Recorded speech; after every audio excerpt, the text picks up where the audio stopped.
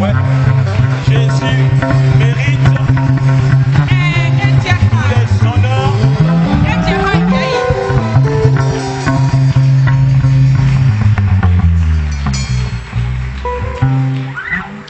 Que le nom du Seigneur soit béni.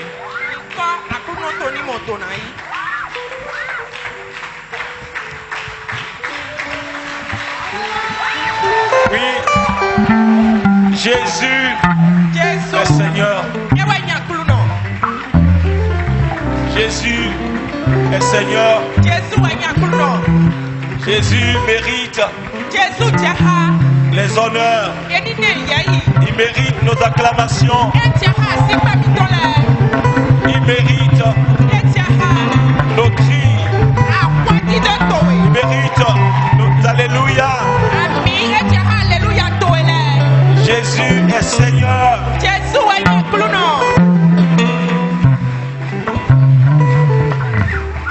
Que Dieu te bénisse.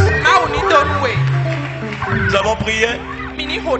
Seigneur, nous voulons te dire merci. Nous voulons te rendre grâce pour tout tes bienfaits. Merci pour cette occasion merveilleuse que tu nous accordes encore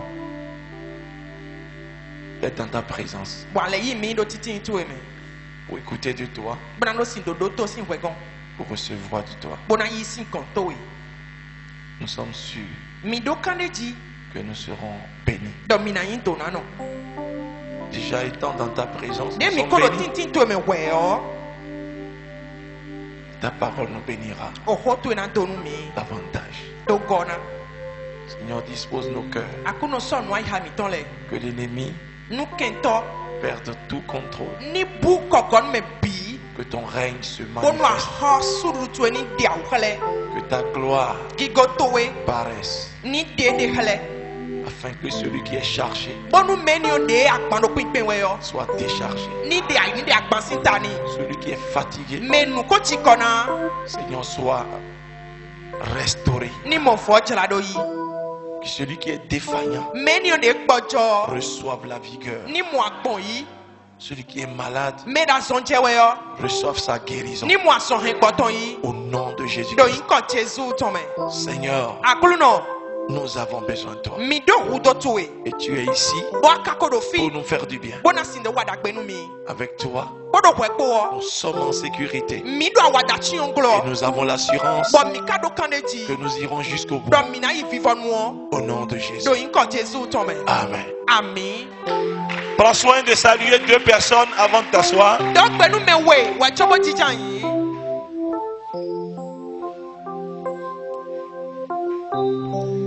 Dis-lui, fortifie-toi et prends courage.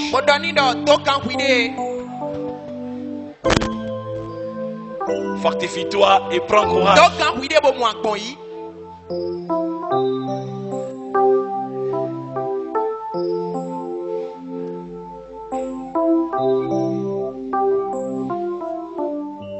Bien-aimé,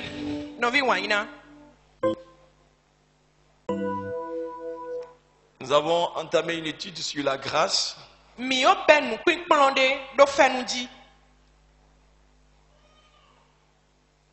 nous allons continuer aussi un peu. Alléluia. Amen. Nous avons dit que la grâce, c'est un autre régime qui est un régime, un nouveau régime dans lequel nous sommes. Cette grâce qui est venue après le régime de la loi,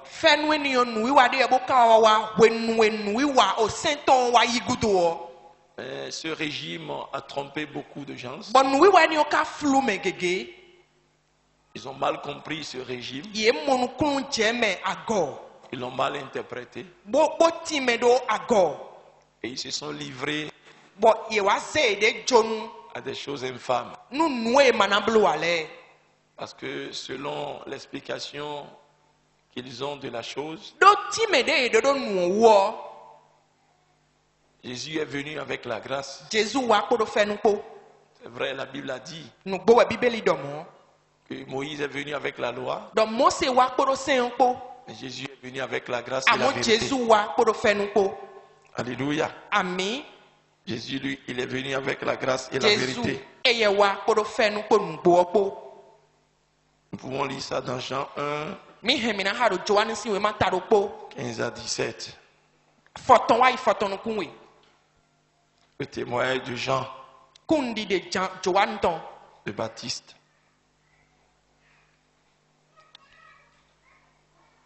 Jean a dit,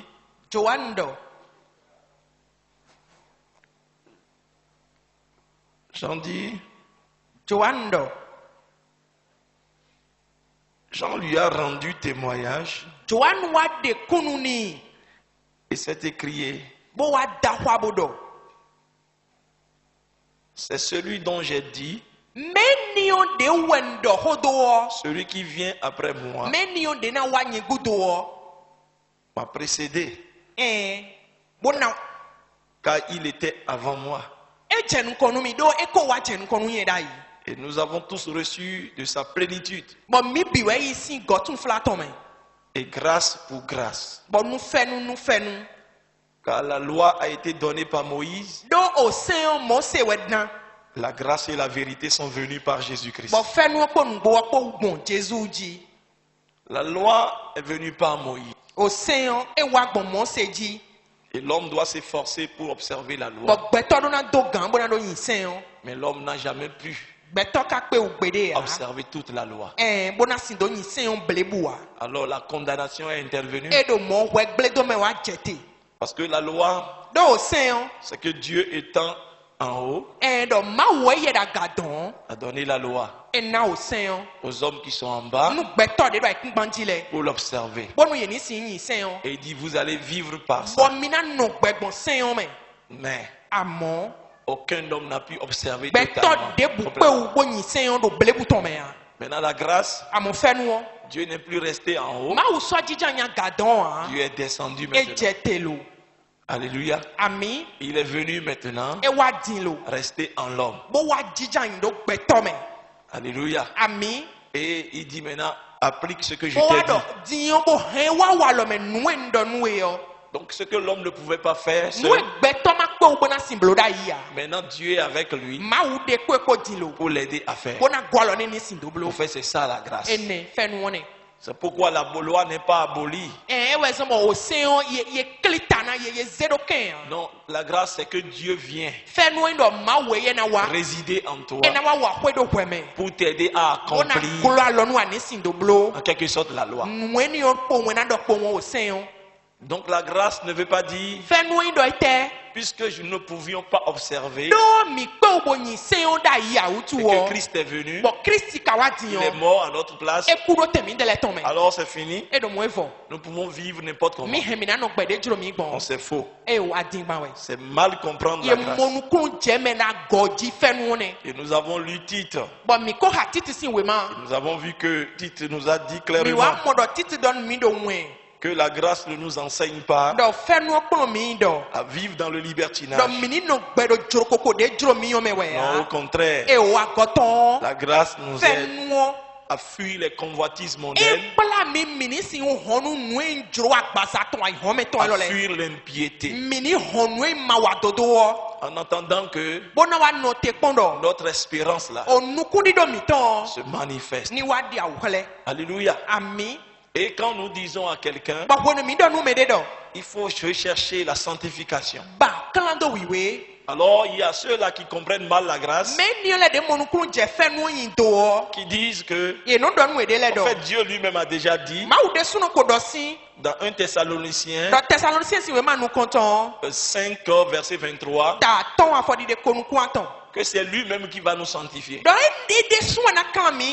Alors ne nous demandez pas sanctifiez-vous, sanctifiez-vous, car c'est la loi. Nous ne sommes plus sous la loi. Non, bien aimé. Certes, c'est le Saint-Esprit qui va nous sanctifier, mais nous devons la rechercher, cette sanctification.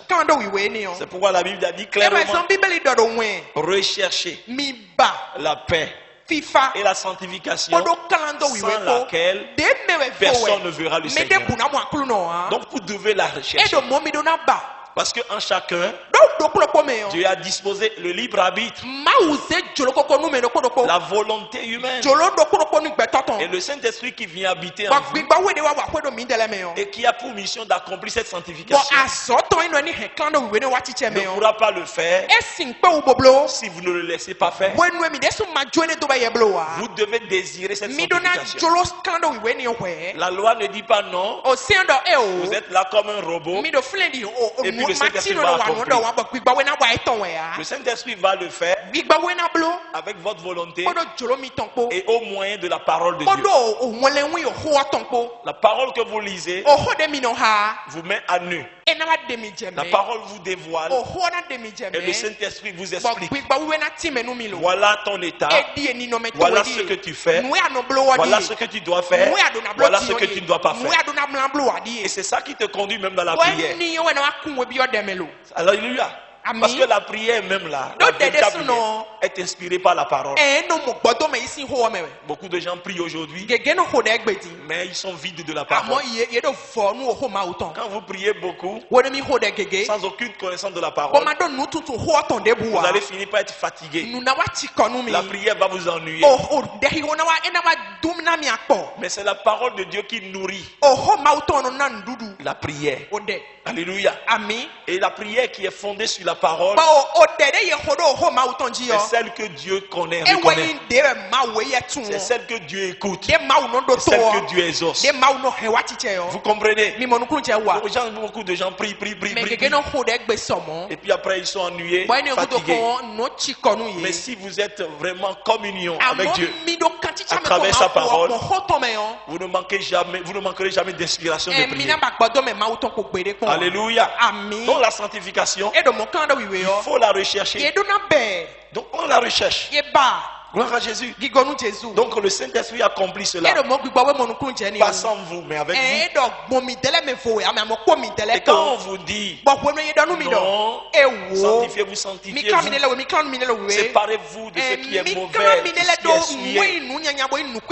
Non, mais ceux-là qui comprennent mal la grâce vont vous dire que non, on vous met encore sous la loi.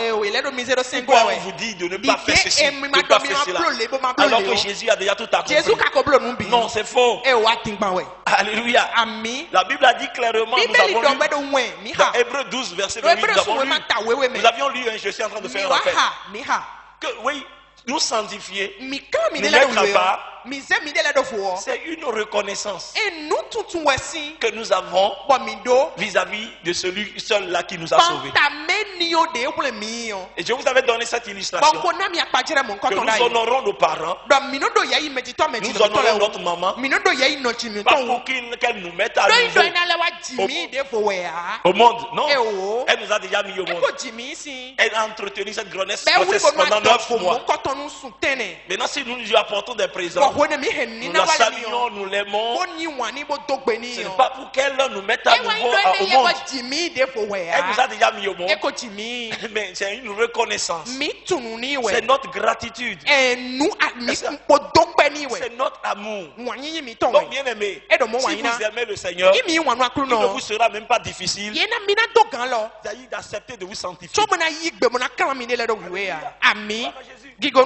que si vous aimez quelqu'un, vous ne lui faites pas du mal. Alléluia. Vous ne lui faites pas du mal.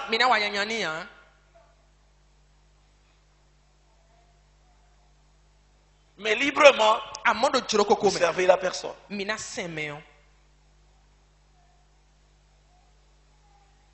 Gloire à Jésus. Donc ce n'est pas sanctifiez-vous. C'est un acte d'amour. Parce que Jésus seul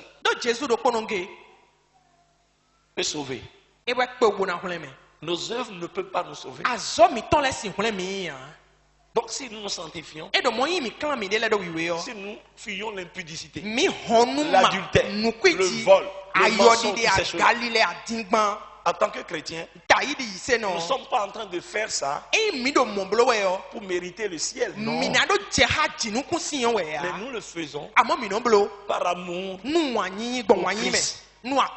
Parce que nous disons, c'est à cause de ces choses qu'il est allé à la croix. C'est à cause de ces choses qu'il a souffert. Et c'est à cause de nous. Alors il n'est pas bien que nous vivions encore dans ces choses. Il faut comprendre. Parce que lorsque tu vis en tant que chrétien dans ces choses, c'est que tu es en train de profaner, tu es en train de souiller, c'est-à-dire tu es en train de mépriser l'œuvre que Christ a faite. Christ n'a pas besoin de se sanctifier. Il est sans péché. Ce qu'il a subi, c'est à cause de toi, à cause de moi. Imaginez-vous, vous souffrez pour quelqu'un. Vous avez tout investi, tout sacrifié. Et qu'après vous voyez cette personne, c'est-à-dire adopter un comportement vis-à-vis de vous. Comment vous vous sentez? Vous vous sentez blessé. Parce qu'il n'est pas du tout reconnaissant. C'est ça. Se sanctifier, se mettre à part, c'est montrer son amour. C'est montrer sa reconnaissance à Christ. Ce n'est pas forcer quelqu'un à faire ça, mériter le ciel. Non. C'est la foi en Jésus. La véritable foi en Jésus qui nous donne l'accès au ciel. Et le salut dont nous parlons, nous l'avons en espérance. Et la Bible dit, en attendant que cela se manifeste, c'est voilà comment nous devons vivre. Alléluia. Amen. Donc on peut dire que nous nous préparons même pour le salut. Alléluia. Amen. Le salut véritable. C'est lorsque Christ se paraîtra dans sa gloire. Et nous serons enlevés. Et nous nous préparons pour ça. C'est pourquoi nous devons vivre. C'est-à-dire la vie du royaume auquel nous appartenons. Le royaume des ténèbres. Nous étions dans ce royaume. Et dans ce royaume, alors on peut chercher la femme d'autrui. On peut tromper sa femme. On peut avoir une maîtresse. On peut avoir un amant. On peut mentir n'importe comment. On peut escroquer. On peut commettre l'adultère. On peut commettre l'impudicité. C'est tout à fait normal. Parce que c'est ça le royaume des ténèbres. C'est ça le monde avec sa combattre. Alléluia. Dans ce royaume, il y a la jalousie, il y a les disputes, il y a les querelles, il y a la rancune et tout et tout. La colère, tout ça là, c'est dans ce royaume. Mais lorsque nous venons à Christ et que Christ nous a pris, Dieu nous a pris de ce royaume et nous a transportés dans le royaume de lumière de son Fils, alors notre vie doit pouvoir changer. Alléluia. Amen. Notre vie doit pouvoir changer. Ça c'est clair. Ça doit changer.